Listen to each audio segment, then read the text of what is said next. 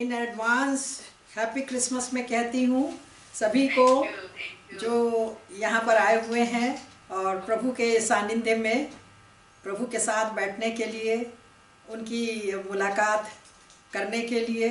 तो इस प्रकार मैं उन्हें हैप्पी क्रिसमस कहती हूँ और मैं धन्यवाद देती हूँ सिस्टर जॉय के लिए कि उन्होंने अपने पापा रेवरेंड रेजिनाल्ड कोट्स के जन्मदिन को याद रखा और एक उदाहरण पेश किया कि किस प्रकार जो परमेश्वर के लिए जो कुर्बानी करते हैं और जिन्होंने गवाही दी है और प्रचार किया है, यीशु के कहा को माना है, हिंदुस्तान में आकर के उन्होंने कितनी आत्माएं जीती हैं, ये याद दिलाया। और आज के आधुनिक मसीही लोग ये सब सीख सकें, सोच सकें कि हम अपने माता पिता की अच्छी बातों को स्मरण करके एक प्रकार से गवाही देते हैं।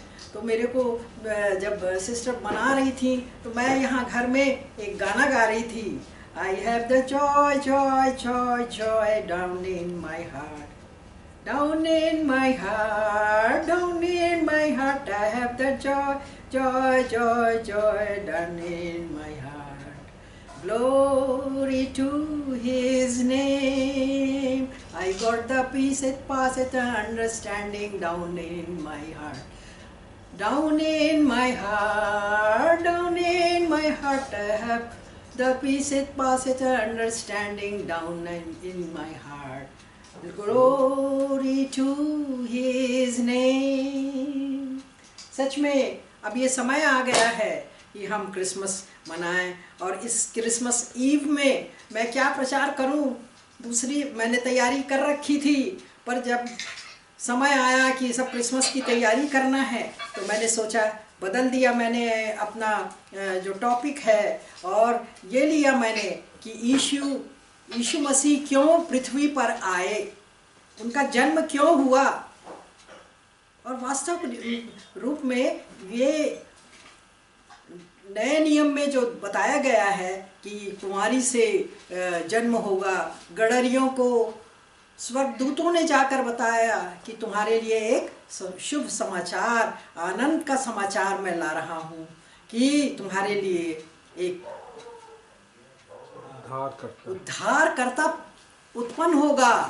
तो कितनी खुशी की बात है कि क्रिसमस के लिए हम लोग तैयार हो रहे हैं। और ये क्यों यीशु इसमें आया, जन्म लेने आया, तो उसका मुख्य कारण कहाँ से शुरू होता है प्रियो? उत्पत्ति से ही शुरू हो जाता है। जब आदम ने और हवा ने पाप किया तब से परमेश्वर ने ये एक योजना बना दी, ही प्लान्ड। उस समय तो जब लोग पाप करते थे तो वो प्रायश्चित करते थे, वो क्षमा मांगते थे और वो कैसे होम बलि देते थे और मेल बलि देते थे और अनेक प्रकार के बलिदान चढ़ाते थे। जानवरों को मार करके उनके लहू बहाने से वो प्रायश्चित मिल जाएगा, ऐसी उस समय की सोच थी। पर परमेश्वर पिता ने जब देखा कि कैसे संसार में पाप इतना बढ़ता चला जा रहा है, तभी से उसने योजना बनाई कि मैं अपने इकलौते पुत्र को भेजूंगा। और पुराने नियम में इतने ढेर सारे भविष्यवाणियाँ हैं और यशायाह में तो भरा हुआ है, और कि किस प्रकार एक बालक उत्पन्न होगा। ज्योतिषियों को तारों के द्वारा एक चमकता हुआ तारा दिखाई दिया कि एक उद्धारकर्ता जन्मा है और फिर वो उनको देखने के लिए आए। प्रियो, मैं ये बताना चाहती हूँ कि परमेश्वर हमें कितना प्यार करता है। प्रियो, जब हम पाप हमारे बाप दादे करते थे तो वे बलिदान चढ़ाते थे, परंतु अब नए नियम के अनुसार हमारे आधुनिक युग में हम देखते हैं कि जब परमेश्वर ने योजना बनाई और मरियम के द्वारा जो एक पवित्र स्त्री थी, बालक यीशु जन्म लिया। और बालक यीशु क्यों जन्म लिया है, किस लिए जन्म लिया है, ये हम देखेंगे कि और मत्ती रचित सुसमाचार 1 और उसका 21वां पद, और उसमें लिखा हुआ है कि वह पुत्र जनेगी और तू उसका नाम यीशु रखना, क्योंकि वह अपने लोगों का उनके पापों से उद्धार करेगा। तो सबसे पहला जो कारण है यीशु का जन्म लेना, वो है पापों से उद्धार करना। और पापों से उद्धार करना, ये उसके अलावा हम देखते हैं कि तीमुथियुस 1:15 में लिखा हुआ है प्रियो। पहला तिमोथी पहला अध्याय और 15 बाब। यह बात सच और हर प्रकार से मानने के योग्य है कि मसीह यीशु पापियों का उद्धार करने के लिए जगत में आया, जिसमें सबसे बड़ा मैं हूँ। सच में यीशु मसीह पापियों का उद्धार करने के लिए आया। तो इस प्रकार सबसे पहला कारण यीशु मसीह के दुनिया में आने का कारण यही है कि वो उद्धार करता है, वो उद्धार पापों से छुटकारा दे देता है। तो इस प्रकार पहला कारण यही था कि परमेश्वर ने अपने इकलौते पुत्र को पृथ्वी पर भेजा, एक कुमारी मरियम के द्वारा, और जिससे कि पाप से लोग छुटकारा प्राप्त कर सकें। और जैसे उदाहरण के सबसे पहला ज्वलंत उदाहरण तो हमारा शाऊल है, जिसे जो सताता था मसीहियों को, जो यीशु के बारे में बताता उसको वो क्या करता था, सताता था। परंतु परमेश्वर ने जब उसको दर्शन दिया, और जब दर्शन के बाद उसका जीवन प्रिय पूरी तरह से बदल गया, और वो प्रभु के लिए वो दुख उठाया। जैसे उदाहरण के लिए हम देखेंगे कि पहला कुरिन्थी में की पत्री में हम देखेंगे 11वां अध्याय और उसका 22 से आगे हम देखेंगे कि जिस किसी बात में कोई साहस करता है, मैं मूर्खता से कहता हूँ। पौलुस जी कह रहे हैं, मैं मूर्खता से कहता हूँ, मैं भी साहस करता हूँ। क्या वे ही इब्रानी हैं? मैं भी इब्रानी हूँ। क्या वे ही इस्राएली हैं? मैं भी इस्राएली हूँ। क्या वे अब्राहम के वंश के हैं? मैं भी अब्राहम के वंश का हूँ। क्या वे मसीह के सेवक हैं? तो मैं पागल के समान कहता हूँ, उनसे बढ़कर हूँ। अधिक परिश्रम में, बार बार कैद होने में, कोड़े खाने में, बार बार मृत्यु के जोखिमों में, 5 बार यहूदियों के हाथ से 39 कोड़े खाने में, और एक रात एक दिन समुद्र में मैंने काटा, और 3 बार जहाज जिस पर वो चढ़े थे पौलुस, वो टूट गए। इसके अलावा अन्य जातियों से जोखिम उठाते रहे, और समुद्र में जोखिम उठाते रहे। झूठे भाइयों ने उन्हें सताया, और भूख प्यास और उपवास करने में, और ठंड में, और उनके पास कपड़े भी नहीं हुआ करते थे। इन सब बातों में उन्होंने दुख उठाया। उद्धार ये चीज़ है।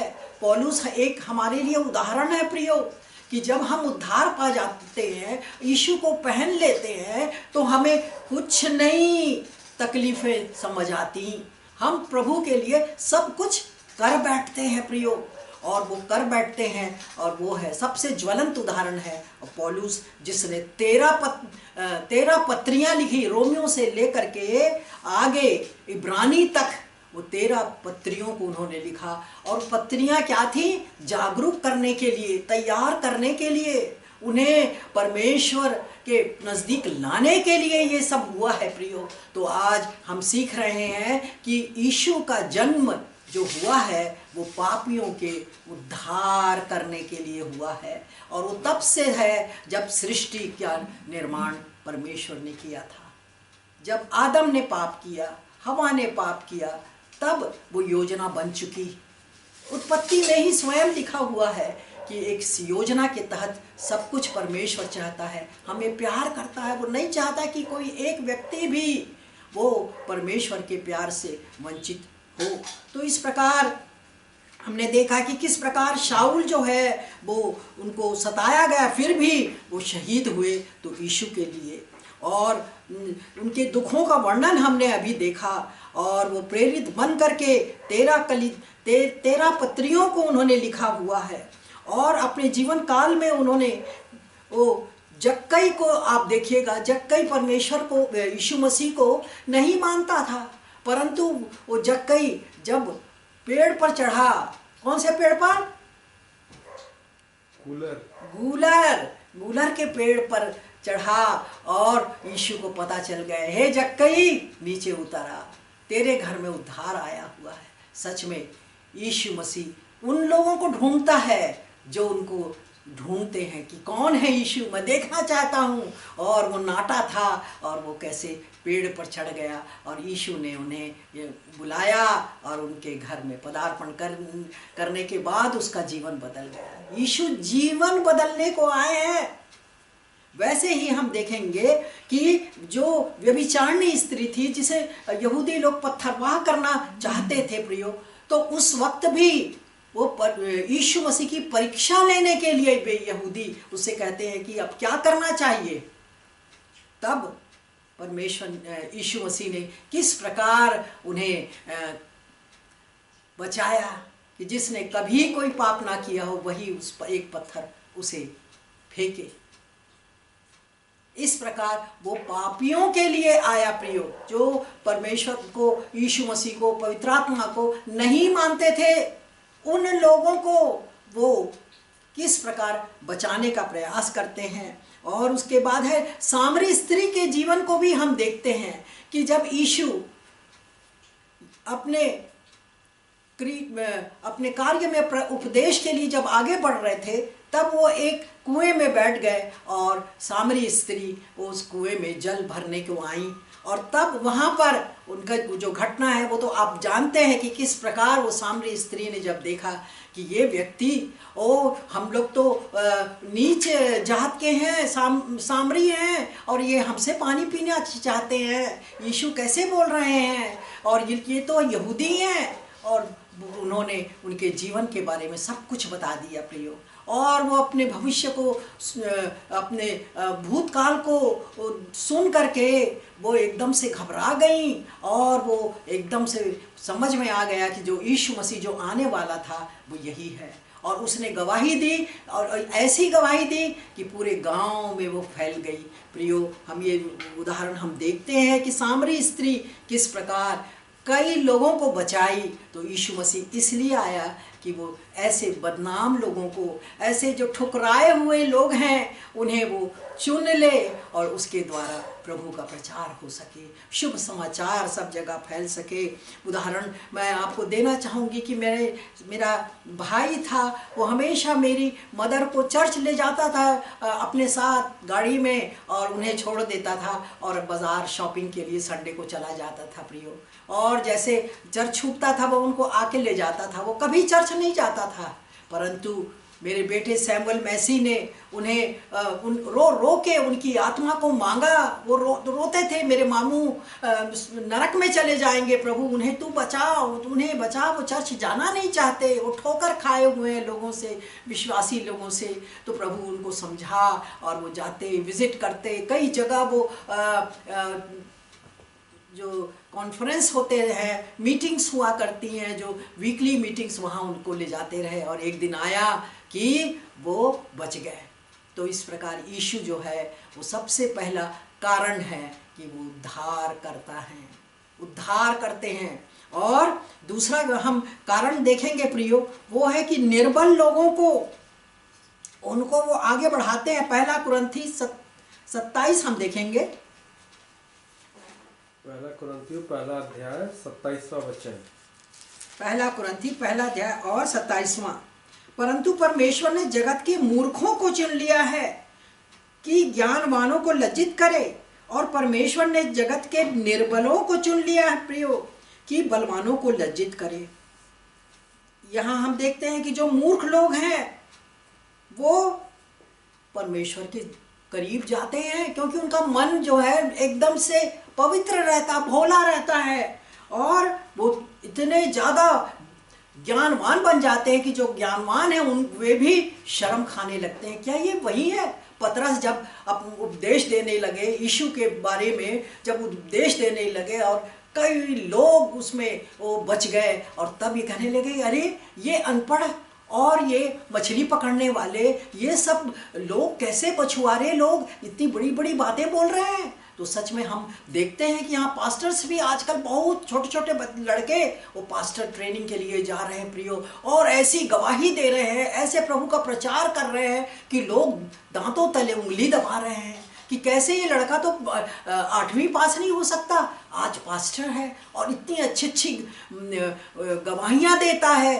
प्रचार करता है। तो सच में ये वचन जो है वो कार्यान्वित हुआ कि परमेश्वर ने जगत के मूर्खों को चुन लिया ज्ञानवान को लज्जित करने के लिए, और जगत के निर्बलों को चुन लिया। जो निर्बल है, कमज़ोर है, जो सोचते कि मैं तो बहुत ही कमज़ोर हूँ, मैं कुछ नहीं कर सकता, परंतु वो बलवान को भी लज्जित कर देता है।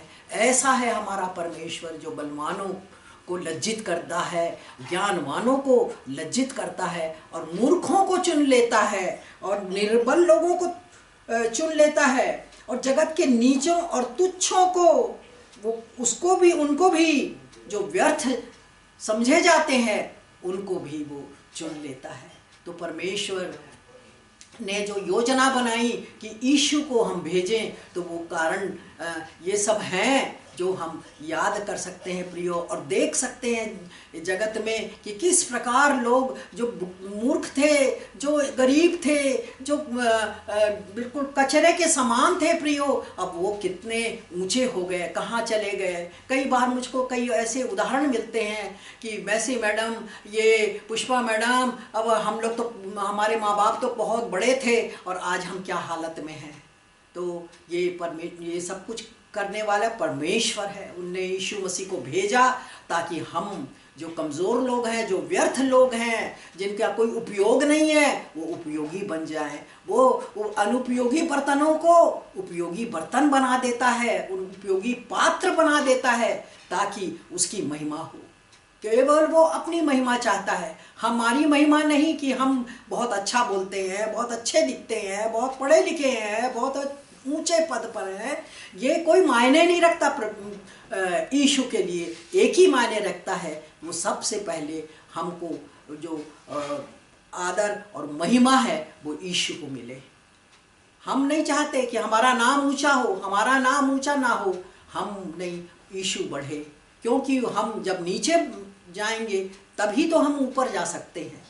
जब हम नीचे अपने आप को समझेंगे कि हम अभी छोटे लोग हैं, हम गरीब लोग हैं, हम कमज़ोर हैं, और तभी परमेश्वर आगे हमें बढ़ाता है प्रियो। तो इस प्रकार परमेश्वर ने चुन लिया है निर्बलों को, मूर्खों को, और नीचों को और तुच्छों को, ताकि उन लोग घमंड ना करने पाए। कई लोग घमंड हो जाता, पढ़ लिख गए, सबको इंजीनियर हो गए, डॉक्टर हो गए, बड़े पोजीशन होल्डर्स हैं, परंतु नहीं, परमेश्वर तो इन लोगों को चुनता है जो घमंड नहीं करता। आज हम घमंड हम देखते हैं लोगों के जीवन में। बाहर से तो मीठी मीठी बात करते हैं, पर अंदर से वो घमंडी हैं।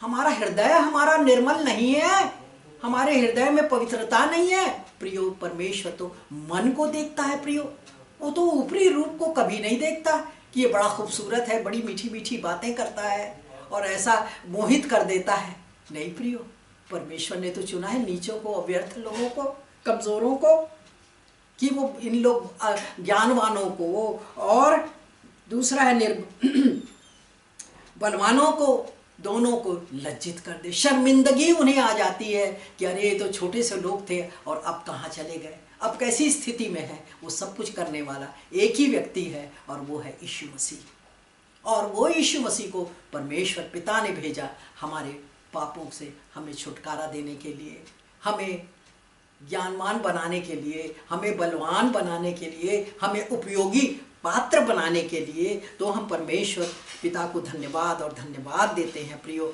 और निर्बल कौन था, एक उदाहरण मैं आपको बताना चाहूँगी।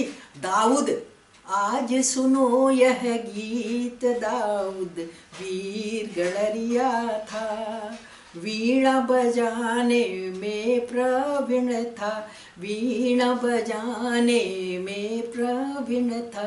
आज सुनो यह गीत, दाऊद वीर गडरिया था दाऊद। उसको तो राजा के योग्य कोई उनके पिता ईशा ने भी नहीं समझा प्रियो।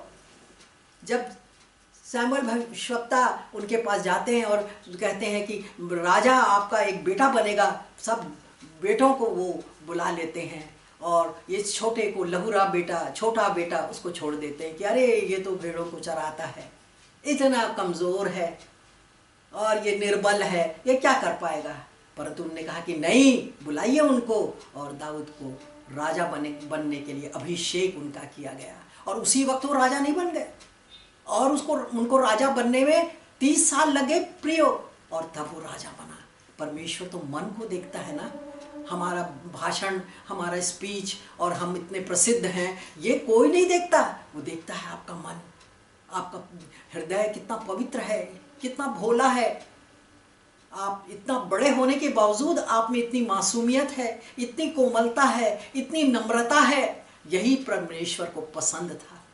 मूसा सबसे नम्र व्यक्ति था, इसलिए मूसा बहुत ही परमेश्वर के लिए एक कीमती वेसल था, एक अच्छा पात्र था प्रियो। तो इस प्रकार हम देखते हैं कि निर्बल लोगों को और मूर्खों को और कमज़ोरों को उनने चुन लिया, और ये जो है उदाहरण है दाऊद, और वो राजा बना। और वो परमेश्वर के मन का व्यक्ति था प्रियो। मन का व्यक्ति होने का मतलब तात्पर्य यही है, उसका मन शुद्ध था। जबकि वो नाचता रहता है, जब वो जीत करके आता और नाचता है, तब कपड़ों का भी उसे होश नहीं रहता। और तब उसकी पत्नी जो शाऊल की बेटी थी, वो हंसती और उनका मजाक बनाती है। पर प्रियो, आखिर क्या परमेश्वर उनको सज़ा दिया? उनको बाल बच्चे नहीं दिए।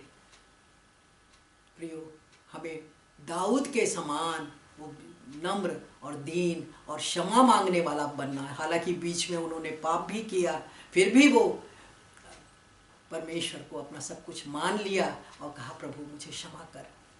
और तब परमेश्वर ने उनको इतनी विजय दी, पर वो परमेश्वर का मंदिर नहीं बना पाया, उसका बेटा सुलेमान ने बनाया प्रियो।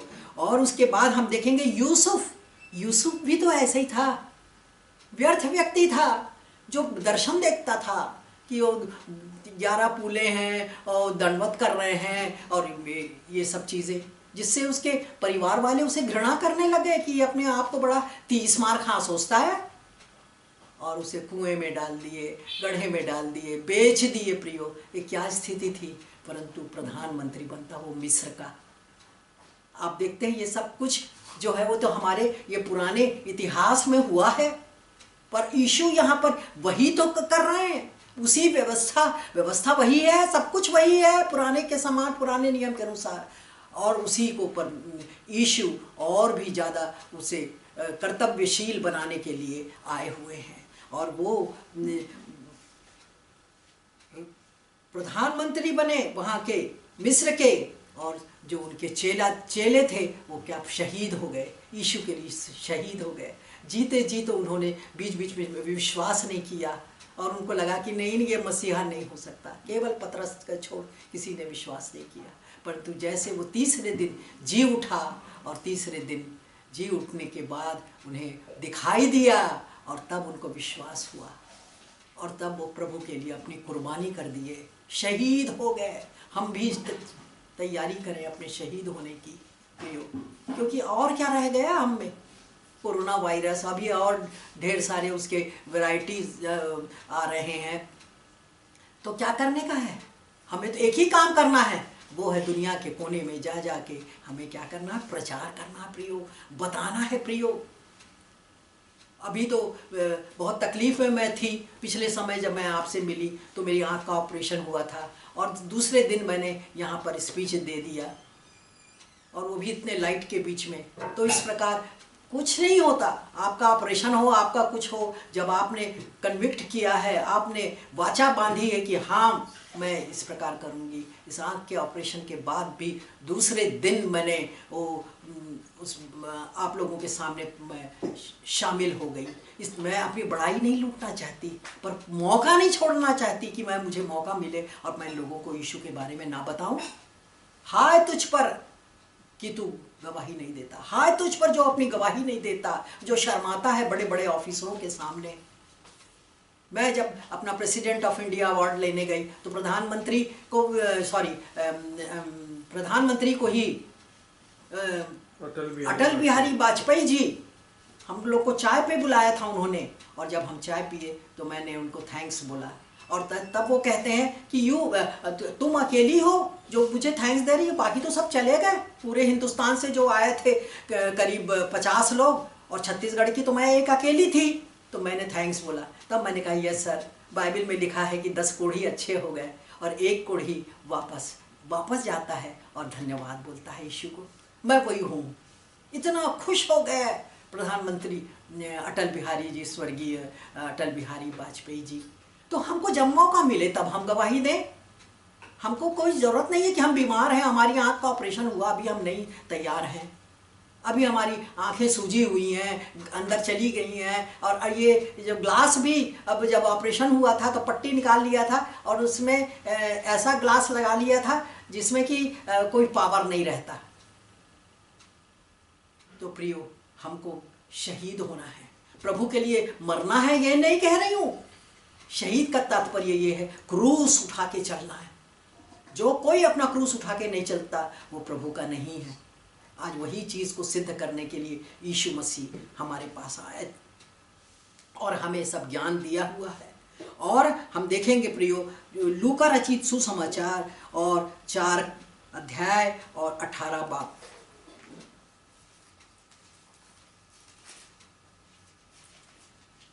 प्रभु का आत्मा मुझ पर है, इसलिए कि उसने कंगालों को सुसमाचार सुनाने के लिए मेरा अभिषेक किया है, और मुझे इसलिए भेजा है कि बंदियों को छुटकारे का और अंधों को दृष्टि पाने का सुसमाचार प्रचार करूं और कुचले हुओं को छुड़ाऊं। यहाँ पर हम देखते हैं कि कंगाल को सुसमाचार। हम लोग बड़े बड़े चर्चेस में जाते हैं, बड़े बड़े स्टैंडर्ड कॉन्फ्रेंसेस में जाते हैं, क्या आपने कभी कंगालों को सुनाया है? प्रियो, अभी हमारा दूसरा मकान जो है वो रेनोवेशन चल रहा है, और अभी 6 बजे मैं लौटी और तो यहाँ पर तैयार हो गई, और उनको मैं प्रभु का समाचार सुनाती हूँ। मेरा हेड मिस्त्री वो बीमार हो गया, और फिर मैंने फ़ोन किया कि भाई क्या हो गया, नहीं आए तुम कल? वोट तो परसों था ना, तो कैसे नहीं आए तुम? तो बोले कि माँ जी ये मैं तो बीमार पड़ा हूँ यहाँ। तो मैंने कहा देखो, मेरे को तो लगता है कि तुमको लीवर की कोई प्रॉब्लम है, इसका मतलब तुम पीते पाते हो। तुरंत यीशु मसीह को तुम दुआ करो, वो चंगा करने वाला परमेश्वर भगवान है, वो भगवान चंगा कर देता है। रो रो के प्रार्थना करो।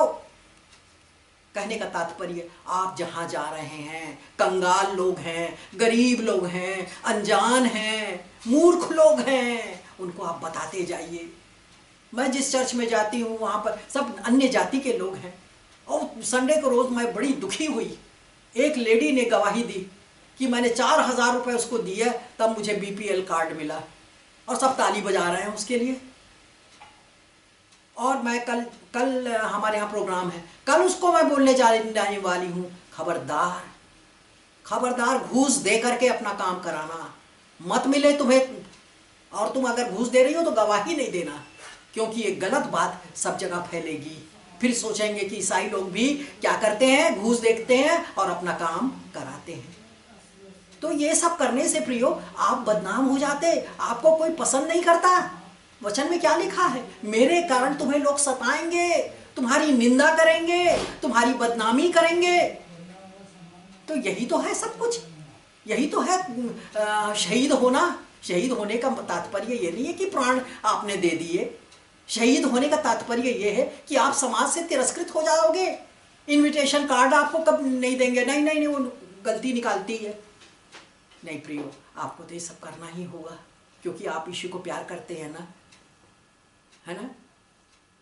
आप पहला आश्चर्य कर्म यीशु मसीह ने क्या किया कि विवाह के उत्सव में वहां पर दाखरस घट गया, और मटकों में उन्होंने पानी भरवाया दासों से, और वो पानी जो है वो बन गया दाखरस।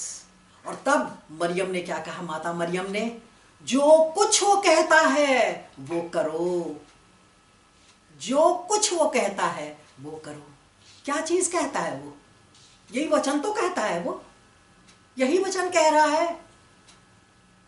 जो कुछ, हम कई बार देखेंगे प्रियो, जो कुछ वो कहे तुम करो, तुम नहीं करते। आदम हवा ने तो कहा था परमेश्वर ने कि इस फल को ना छूना, उन्हें नहीं आज्ञा मानी और उस फल को खा लिया। ऐसे कितने उदाहरण प्रियो हमको अपने जीवन में मिलेगा। समसून को कहा गया था कि तेरे बाल में ताकत है, ये किसी को मत बताना, पर उसने बता दिया अपने प्यार में पागल होकर के उस स्त्री से, और उसके बाद दुख पाया, बाल काटे गए, उसकी हंसी उड़ाई गई, उसके आंखों को फोड़ दिया गया, और तब धीरे धीरे उसके बाल उगने लगे, धीरे धीरे बाल उगने लगे, और वो माफी मांगता और कहता, प्रभु मैंने गलत काम किया है प्रभु, और जो थोड़ा भी है वो अब इन लोग एक जगह इकट्ठे हो रहे हैं सेलिब्रेशन प्लेस पर, और मेरी हंसी उड़ाई जाएगी, मुझे बांध दिया जाएगा किसी उस बिल्डिंग के खंबे के ऊपर, तू मुझे ताकत से भर दे ताकि उस खंबे को हिला करके मैं और इस पूरी ऑडियंस नाश हो जाए। यही मेरी आत्मिक सेवा होगी। और वही हुआ प्रियो, जैसे उसने कहना नहीं माना। हम यहाँ नए नियम में माता मरियम उसको कहती है कि जो कुछ वो कहे वो करना। और हम इन लोगों को देखते हैं कि पुराने समय में भी ऐसे ही पाप होते गए, जो जिस किसी के लिए मना किया गया वो वैसा ही करते गए। हम देखते हैं प्रियो, लूत की पत्नी को भी कहा गया, स्वर्गदूत उनके साथ जा रहे थे, पीछे पलट के मत देखना, पर स्त्रियां तो बड़ी लालची और लोभी और थोड़ी सी वैसी होती हैं, है ना, कि हमारे में सोना है तो गले का हार है, तो ये कितना सामान मैंने खरीदा था, साड़ियाँ खरीदी थी, अब क्या होगा उनका, पलट के देख ली और वो नमक का खंबा बन गई। जब मैं इस्राएल गई थी तो वहाँ देखी कि ये लूत स्त्री जो पलट के देख गई थी वो वहाँ पर खंबा बनी हुई है। तो मैं ऐसे जब जीभ से चाट करके उसको देखी तो देखी नमक था उसमें। तो प्रियो, कैसा हम लोग क्या करते हैं, परमेश्वर की आज्ञा को नहीं मानते, जैसा वो कहता है वैसा करना। योना नबी को आप देख लीजिए, कहाँ जाने बोला गया था उसको, निनवे को, और निनवे में पाप भर गया था, और वो इनकार करने लगे कि इतने दुष्ट लोगों के बीच में मुझे परमेश्वर क्यों भेज रहा है। वो कोशिश करता रहा और वो तरसीस के जहाज में बैठ जाता है, और तरसीस का जहाज डूबने लग जाता है, और वो समझ जाता है ये सब कुछ मेरे कारण हो रहा है, मैंने अनाज्ञाकारिता की है। लोगों के जो अन्य जाति लोग पूछते किसके कारण ऐसा हो रहा है, आंधी ऐसी कैसी आ गई, नाव डूबने को है, तब वो कहता वो मैं हूँ, मेरे को परमेश्वर निनवे का कहा था तुम मुझे फेंक दो, और उन लोगों ने उसे समुद्र में फेंक दिया, और बड़ी सी मछली आई। और परमेश्वर की योजना देखिए अपने दास को बचाने की, वो 3 दिन मछली के पेट में रहा, मछली ने उस बड़ी मछली ने निगल लिया। उस 3 दिन का सफ़र कैसा रहा होगा। यीशु मसीह मरे और तीसरे दिन जी उठे। आज जो मैं गवाही अपना आप लोगों को कुछ संदेश दे रही हूँ, 3 दिन बाद यीशु मसीह का जन्मदिन मनाएंगे हम लोग। ये सब 3 दिन देखिए कैसे आ गया। 3 दिन बाद अपना 25 दिसंबर आने वाला है। 3 दिन बाद यीशु मसीह मृत से जी उठे, और उसके बाद हम देखते हैं कि योना नबी 3 दिन तक मछली के पेट में रहा, फिर बाहर निकल के निनवे को गया, और निनवे में एक ही बार प्रचार किया, 2 बार 3 बार नहीं, 1 बार। सारे लोग रोते रहे, अपने पापों को मान लिए, वहां उद्धार आ गया। किस प्रकार यीशु की माता ने कहा था जो कुछ वो कहे उसे करना, और नहीं करने वालों की दुर्दशा इस प्रकार हम पुराने समय में भी देखते हैं। मूसा को देखिए, कितने नम्र व्यक्ति और परमेश्वर के साथ साथ चलने वाले थे, परंतु एक गलती के कारण वो कनान देश ना जा पाए। परमेश्वर ने उन्हें पहाड़ के ऊपर ले गया और वहां से दिखाया, देख मूसा, वो कनान देश है जिसे मैं तेरे वंश को मैं दूंगा, तेरे लोगों को दूंगा, इस्राएली लोगों को दूंगा। एक गलती उनने कहा था, जब इस्राएलियों के पास पानी नहीं था तब वो कुड़कुड़ाने बुड़बुड़ाने लग गए थे प्रियो, और तब वो यीशु से, परमेश्वर से और होली स्पिरिट, ये तीन है एक साथ, वो व्यक्ति एक ही है, उनसे कहने लगे कि क्या करें प्रभु, क्या करें, पानी नहीं है। उन्होंने कहा उस चट्टान से तू कह दे, पानी निकल आएगा। सिर्फ कहना था, पर उनने क्या कर लिया, गुस्से के मारे, गुस्सा कितनी बड़ी चीज़ है, गुस्से के मारे चट्टान को दे मारा और ढेर सारे पानी निकल गए। प्रियो, मरियम ने कहा था जो कुछ वो तुमको कहे वो करना, अपने मन से कुछ भी नहीं करने का। हम भी इस बाइबल में जो लिखा है प्रियो, इस बाइबल के सिवा कुछ नहीं करना। अपने मन जो भी करना है प्रभु से पूछ पूछ के करना है, प्रभु की आज्ञा के अनुसार करना है। और जैसे हम प्रभु की आज्ञा के अनुसार हम नहीं करेंगे तो आप कभी भी विजयी नहीं हो सकते, सफल नहीं हो सकते। नूह को देखिए, 8 लोग थे, नूह और उसका परिवार, कितने साल वो बुजुर्ग परमेश्वर का वचन सुनाते गए, सब उसकी हंसी उड़ाते गए, खिल्ली उड़ाते रहे उनकी, पर उन्होंने ठोक ठोक के कितने सालों से उस जहाज को बनाया, गोमेद लकड़ी से काट काट के, उस गोमेद लकड़ी से वो परमेश्वर ने जिस के आदेशानुसार उसने नाव बनाई और अपने परिवार को बचा लिया। और वही 8 पूरे पृथ्वी पर फैल गए प्रियो। और परमेश्वर ने फिर जल से फिर लोगों को नाश करने के लिए अपने हृदय में वाचा बांधी कि अब जल से नाश नहीं होगा। अब नाश कैसे होगा? आग और गंधक से अब नाश होने वाला है। हम उन लोगों का जिनका नाम उत्तर अपने जीवन की पुस्तक में नहीं लिखा है, तो उनको कहाँ कर देगा प्रभु? न्याय के समय में, जहाँ पर आग और गंधक है, जहाँ के कीड़े नहीं मरते। और जब न्याय होगा तो हम देखेंगे एक तरफ बकरी और एक तरफ भेड़। तो जो बकरी के श्रेणी में आते हैं, जो उनको भेज दिए आग में, गंधक में, और जो नम्र और दीन और मीक रहते हैं, जो कमज़ोर रहते हैं, सिर झुकाकर आज्ञा मानने वाले रहते हैं, उन्हें स्वर्ग की तरफ भेज देता है। कितना आज्ञाकारिता कितनी ज़रूरी है, कितनी ज़रूरी है प्रियो। तो यही हम यहाँ पर सीख रहे हैं कि किस प्रकार आज्ञाकारिता करके ही हम परमेश्वर को खुश कर सकते हैं। बाकी समय में हम खुश नहीं कर सकते प्रियो। और उसके बाद क्या यीशु मसीह किस लिए आए? शैतान के कामों को नाश करने के लिए आए हैं प्रियो। पहला यूहन्ना 3:8 में हम देखेंगे प्रियो कि क्या कहा है बाइबल में, जो कोई पाप करता है वह शैतान की ओर से है, क्योंकि शैतान प्रारंभ से ही पाप करता आया है। परमेश्वर का पुत्र इसलिए प्रकट हुआ कि शैतान के कामों को नाश करे। जो शैतान के काम है, देखिए हवा से शुरू हुआ शैतान का काम और आज तक चालू है, आज तक चालू है। यीशु मसीह यहाँ पर आए हमारे पापों को क्षमा करने के लिए। अब बलिदान चढ़ाने की जरूरत नहीं, अब बकरा काटने की जरूरत नहीं। अब हमारे लिए यीशु तो एक बार कुर्बान हुए हैं, वही कुर्बानी जिंदगी भर रहेगी। और उसकी यादगार में हम क्या करते? प्रभु भोज लेते, उसका मांस और लहू का सेवन करते, इसलिए कि हम प्रभु के साथ जुड़े रहें, उसके मांस की मांस, हड्डी की हड्डी और खून का खून बने रहें। क्योंकि जब हम यीशु को स्वीकार कर लेते हैं प्रियो, तो हम क्या हो जाते हैं? उसके बेटे बेटियां बन जाते हैं, उनके स्वर्ग के राज्य के हकदार बन जाते हैं जब हम उसको स्वीकार कर लेते हैं। तो इस प्रकार हम देखते हैं कि शैतान के कामों को नाश करने का काम यीशु ने किया। जितनी शैतानी हरकतें थीं, इन सब को नाश करने के लिए वे आए और अपने आप को क्रूस पर चढ़ा दिए। उनको मालूम था कि मुझे क्यों भेजा जा रहा है, और वो हम सब के पापों को लिए हुए क्रूस पर चढ़ गए। और ऐसे पापी और दुष्ट लोगों को कहते हैं कि प्रभु इन्हें क्षमा कर, ये नहीं जानते कि ये क्या कर रहे हैं, क्षमा कर इन्हें।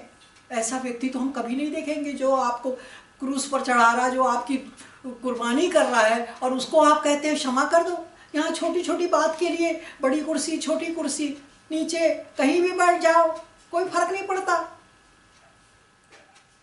पर लोग क्या करते हैं, एक एक चीज़ के लिए बुरा मानते, उस चीज़ के लिए बड़ी बात समझते हैं। तो प्रियो, हमको ऐसा नहीं करना है प्रियो, कि किस प्रकार परमेश्वर ने यीशु मसीह को किस लिए भेजा, शैतान के कार्यों को नाश करने के लिए। अब क्या है, बंदियों के लिए आया, वो कैदियों के लिए आया। लूका 4:18 में हम देखेंगे कि वो बंदियों को स्वतंत्रता और कैदियों को छुटकारे का। यशायाह 61:1, यशायाह 61:1,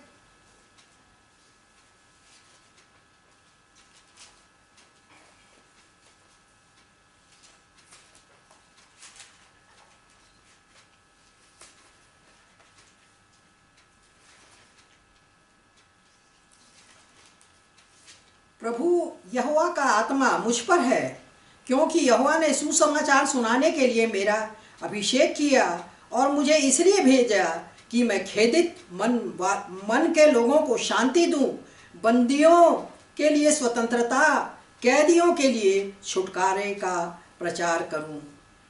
कैदियों के लिए छुटकारे और बंदियों के लिए स्वतंत्रता। अब ये बंदी कौन है? अब वो जेल के बंदी नहीं कह रहे हम। किसके बंदी है? शराब के बंदी, सिगरेट के बंदी, तंबाकू के बंदी बन गए हैं, उसके बिना रह नहीं सकते। कितने ढेर सारी चीजें हैं प्रियो, जो कि पिक्चर देखे बिना नहीं रह सकते, टीवी देखे बिना नहीं रह सकते, मटन खाए हुए बिना नहीं रह सकते। इन सब बंदियों को स्वतंत्रता, उससे वो स्वतंत्र कर देते हैं। और दूसरी चीज क्या है कि कैदियों के छुटकारे का। तो ये जो कैदी रहते हैं, जो जैसे कि मैंने आप बताया कि हमारे जो थे कॉन्ट्रैक्टर, वो क्या थे, शराब के ये बन गए थे, कैदी बन गए हैं। उनको मैंने कहा कि बाबा जी आप यीशु मसीह से प्रार्थना करो, वो चंगा कर देते हैं। मेरे को तो जहाँ तक लगता था आपका लीवर खराब हो गया है, क्योंकि लीवर में ही इसकी डाइजेशन बिगड़ जाता है, मोशन हो जाता है, और इतने सालों से आप यही करते चले आ रहे हो, ऐसा मैंने सुना है। सच में प्रियो, आप हर किसी को बताइए, हर किसी को आप यीशु के बारे में बताइए प्रियो। वही तो है यीशु का प्रचार, शुभ समाचार। हमको बोला गया है, यीशु ने आज्ञा दी, 2 चीज़ की आज्ञा। एक तो कहे कि क्या करो, कि मेरी स्मरण के लिए यही किया करो, प्रभु भोज लेते, और दूसरा पृथ्वी के कोने में जा जा करके तुम प्रचार करो। किसका प्रचार करना? शुभ समाचार का, कि यीशु उद्धार करता है। वो उद्धार करेगा, आपके पापों से आपको उद्धार करेगा, आपको धर्मान नहीं बनाएगा, पर इतना देगा कि आप भीख ना मांग सके। हमारे चर्च में तो यही सोचते हैं कि हाँ ईसाई बन जाएंगे तो हमको पैसा मिलेगा। जब मैं काम करा रही थी वहाँ पर अपने घर का रिनोवेशन चल रहा था, और संडे को चर्च के बाद जब मैं गई, और बड़ा सा पेड़ हो गया था देखिए, तो उसको कटवाने के लिए जब मैं गई, तब कहने लगे कि अरे क्या आप तो चर्च से आ रहे हो, खा पी करके आ रहे हो। मैंने कहा नहीं तो नहीं, ऐसा नहीं है, नहीं चर्च में तो सब चर्च के बाद खाना खिलाया जाता है। हमने कहा नहीं तो, हमारी चर्च में तो ऐसा नहीं होता। भाई कैसे बोलते, बहुत ढेर सारे चर्च है, बिना खाए खाना के लोग अपना ईश्वर के उपासना के लिए जाते हैं। तो मेरे को कह रहे हैं आप तो खा पी के आए, हमको भी खिलाओ। मैंने कहा मैं तो आज उपवास रहूंगी, जब तक कि पेड़ ना कट जाए, आजू बाजू की बिल्डिंग को नुकसान ना हो, तब तक मैं खाना नहीं खाऊंगी, चाहे 6 बज जाए चाहे 7 बज जाए।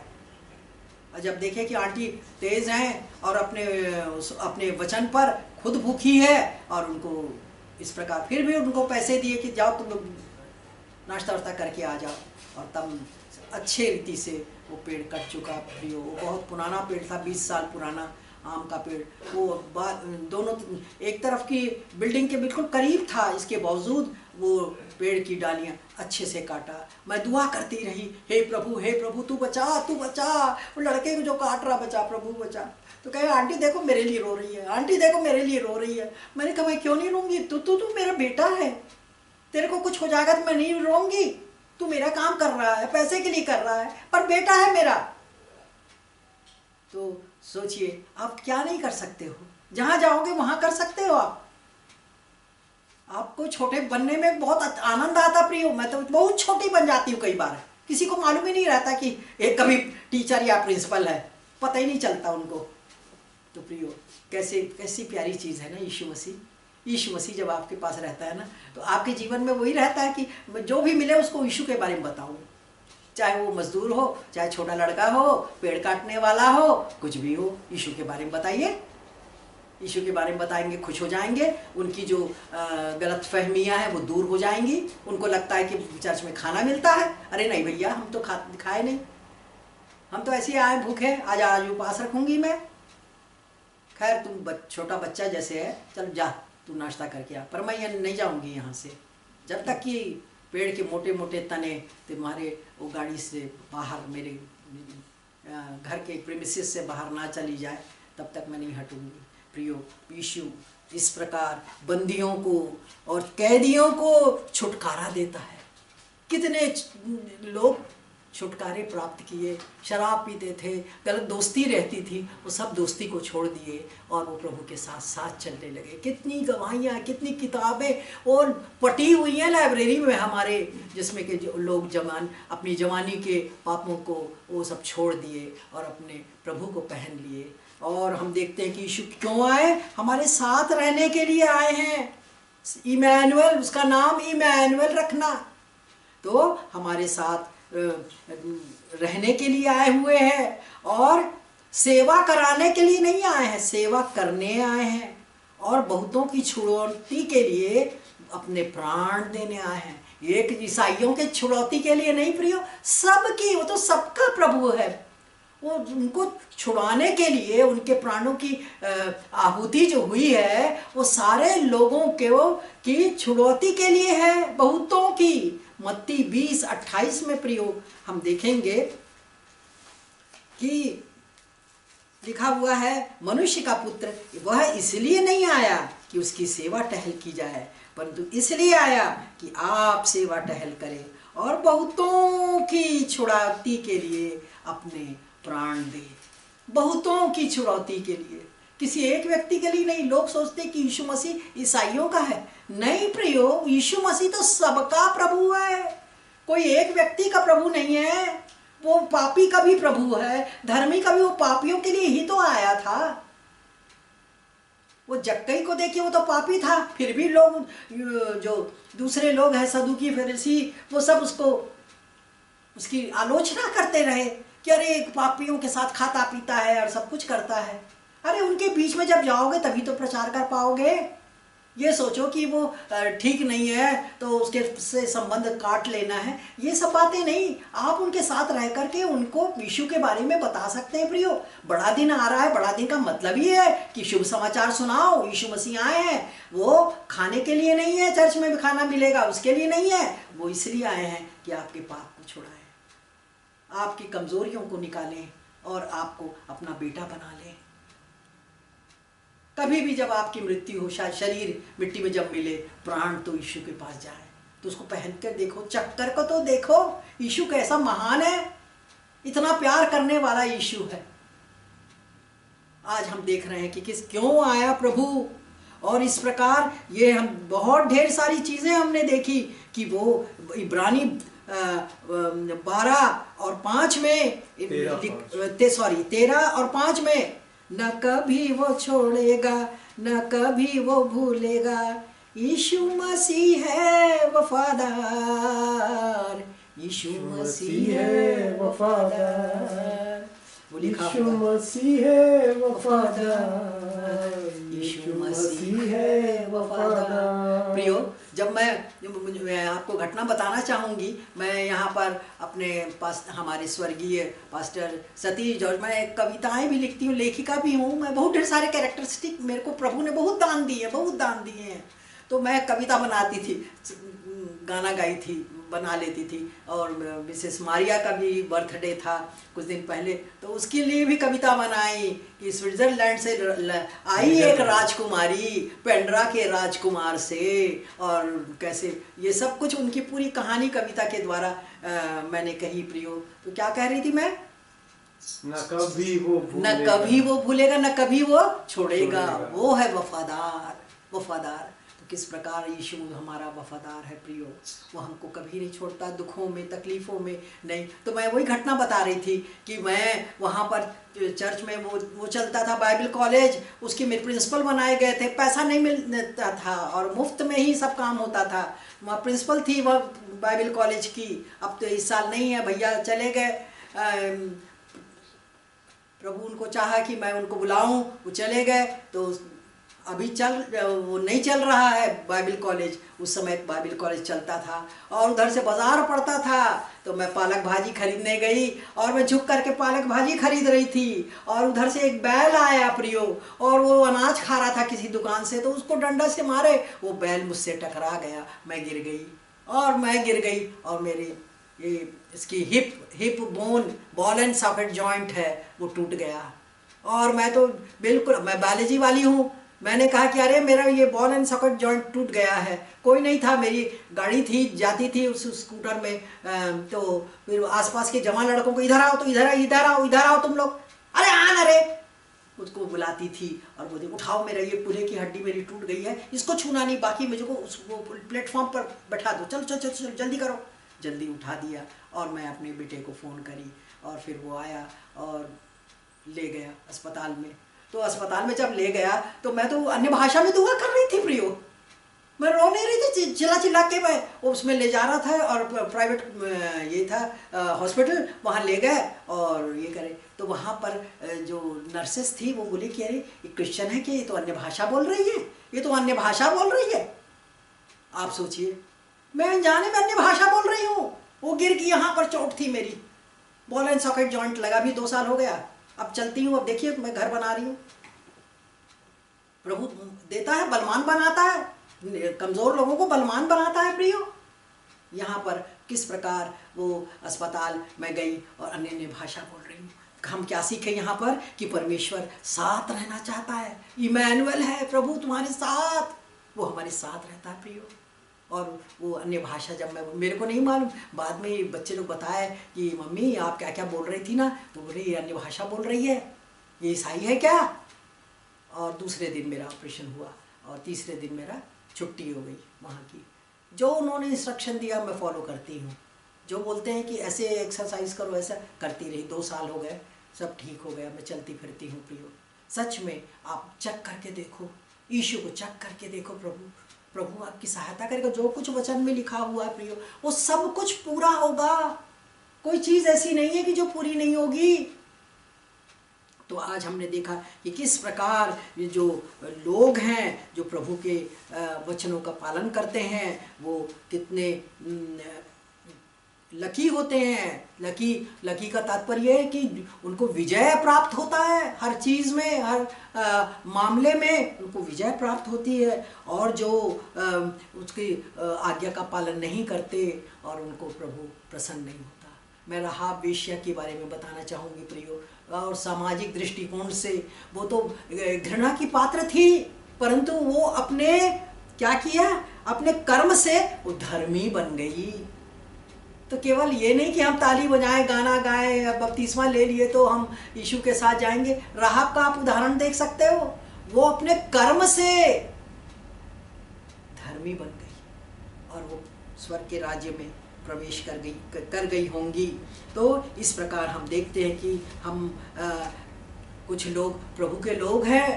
पुराने नियम में हम देखते हैं बालाक जो भविष्य बताने वाला था, इस्राएलियों का बताता था, प्रभु इस्राएलियों को और आगे बढ़ा रहा है। उसको बालाक राजा जो है वो क्या दे रहा था, घूस दे रहा था कि हम तुमको ये देंगे वो देंगे, तुम गलत भविष्यवाणी करो उनके लिए। परंतु वो कहता कि नहीं, मेरे को जो परमेश्वर बोलता है वह जो मन में डालता है वो मैं कहता हूँ।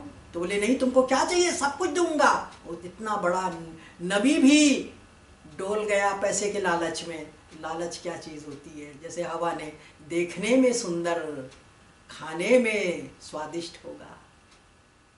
लालच बहुत बुरी बला है। लालच ही सब कुछ कराता है। लड़की सुंदर देखी तो लड़का है, क्या खूबसूरत लड़की, या कमाल की है। लालच एक चीज़ का लालच नहीं है, खाने का, पीने का, पैसे का, ऐसा नहीं है प्रियो। कितने पाप हैं जो हम करते हैं, लालच। और तो हम देखते हैं कि बालाक ने भी इसी प्रकार किया।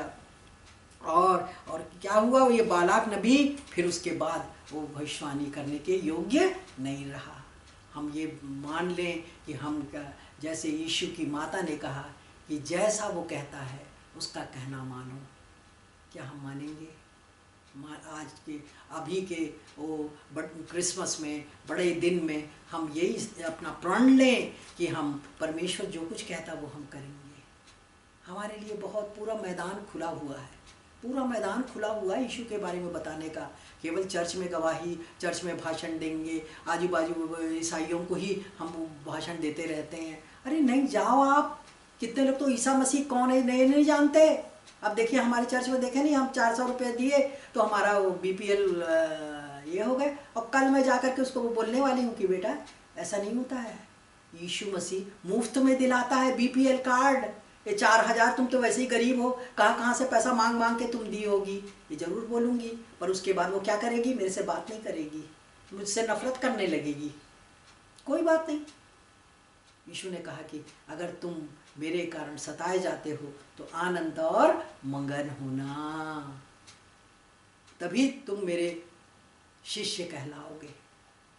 तो प्रियो, आज मेरा ये बदला हुआ ये था टॉपिक था जो मैं तैयार की थी, और मैंने नहीं कहा क्योंकि बड़े दिन का समय आ गया था, क्रिसमस का समय आ गया था। लोग और बच्चे जो परिवार के हैं उन लोग उत्सुक रहते हैं। मेरा भी छोटा बेटा बड़ा ढेर सारे वो बना दिया है, तारा घर में लगा दिया है और लाइटिंग कर दिया है और सजाने का अभियान उसका चालू है।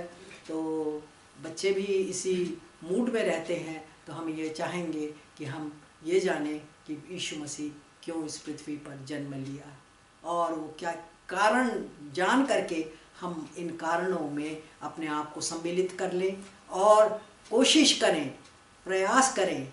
परमेश्वर आपकी ज़रूर मदद करेगा। मुझको बुलाने के लिए मैं धन्यवाद देती हूँ, और प्रार्थना करेंगे हम एक साथ। Hallelujah, hallelujah. प्यारे आसमानी बाप, हम तुझे धन्यवाद देते हैं पिता कि 3 दिन बाद हमारा बड़ा दिन और क्रिसमस पूरे विश्व में मनाया जाएगा पिता, और याद किया जाएगा कि यीशु मसीह वो बालक चरनी में पैदा हुआ और हमारे लिए वो मारा गया और गाड़ा गया। ओ प्यारे यीशु, हम इस चीज़ को समझने वाले बन सकें पिता। ये दिन वो खुशी का दिन आ गया है हमारे लिए। क्या दिन खुशी का आया, रहमत का बादल छाया, दुनिया में यीशु आया, हालेलुया। फिर इस प्रकार लोग जाते, घर घर में जाते हैं और प्रचार करते हैं, खुश होते हैं। हम भी खुश हो जाएं, बहुत अच्छे से क्रिसमस मनाएं, अच्छे कपड़े पहने, एक दूसरे को इनाम दें और पकवान एक दूसरे को शेयर करें। और ये एक मौका होता है कि हम एक दूसरे को बता सकें।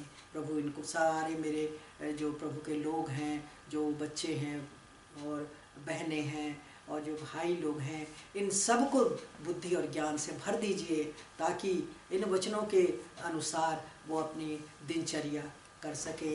इन पूरे हफ्ते भर जब तक कि वो नया साल ना आ जाए, लोगों की सेवा करते रहें। कुछ पैसे ज़्यादा है तो गरीबों को वो कुछ दें और उनका भला करें। ठंड है तो कुछ कपड़े दें और कुछ खाने को दें। इस प्रकार एक प्रभु की सेवा कर सकते हैं और यीशु का नाम लेकर के हम दे सकते हैं। मुझे याद है प्रभु कि जब सैमुअल का जन्मदिन रहता था तो जन्मदिन ऐसा मनाते थे कि एक मोहल्ले में, गौतम नगर में, जहाँ पर हिंदू लोग रहते हैं, वहाँ पर जा कर के फिल्म दिखाते थे यीशु मसीह का और फिर वहाँ से आ जाते थे। तो ऐसा ही आप करें कि कोई गांव में और उसमें जाइए, आप कोई फिल्म दिखाइए, झुग्गी झोपड़ियों में जाइए, तभी तो आप, और तभी तो हम यीशु का समाचार दे पाएंगे। ये तो अपना ही अपना बोल रहे हैं, ईसाई के लोगों के बीच में बोल रहे हैं, एजुकेटेड लोगों के बीच में बोल रहे हैं। प्रभु तो हमारे को बुद्धि दे कि हम ऐसा हम कर सकें कि ऐसी जगह हम जाएं इन दिनों में, अपनी गाड़ी में, वाहन में, जो भी है प्रावधान, उसमें जा करके हम प्रभु की सेवा कर सकें। अपने पास प्रभु ने बहुत आशीषें दी है, उनका उपयोग उस कारण के लिए वो कर सके पिता। और सारी बातों में आपकी कृपा चाहते हैं पिता। इन दुखों में भी मैं सही रही और कोई संकट मेरे ऊपर नहीं आया, जबकि शैतान कोशिश करता रहा, पर हम उसमें विजय प्राप्त करते गए पिता। क्योंकि तू शैतान के कामों को नाश करने के लिए आया है, नष्ट करने के लिए आया है पिता। हम तेरे वो वफादार रहने पाएँ और तेरे पंखों के नीचे रखें। जैसे मुर्गी अपने बच्चों को पंखों के नीचे रखती है, वैसे हमको भी तू अपने पंखों के नीचे रख। और मेरे भाई बहन जो मेरी बातों को सुन रहे हैं, उन सबको आशीष से भर दीजिए प्यारे यीशु। आपकी करुणा के बगैर हम जीवित नहीं रह सकते पिता। आपकी करुणा ही अपरंपार हमारे ऊपर होती है पिता, जिसका हमें एहसास नहीं है, परंतु जब हम वचन पढ़ते हैं तो पता चलता है कि एक एक शब्द, एक एक भावनाएं, एक एक सोच जो है वो परमेश्वर के लिए हमारी होनी चाहिए। तब हम हर तरह से सुरक्षित रहेंगे। जैसे मुर्गी अपने बच्चों को समेट लेती है, ऐसे ही हम परमेश्वर को भाने वाले बन सकें पिता। और हम जब गाना गाते हैं, आराधना करते हैं, तो उनको ये आराधना की सुगंध उन्हें भली लगने पाए पिता। सारी बातों के लिए हम आपको धन्यवाद देते हैं। सब कुछ आपके बेटे प्रभु यीशु मसीह के नाम से हम मांगते हैं, आमीन। Thank you sister. Amen. Thank you, Dr.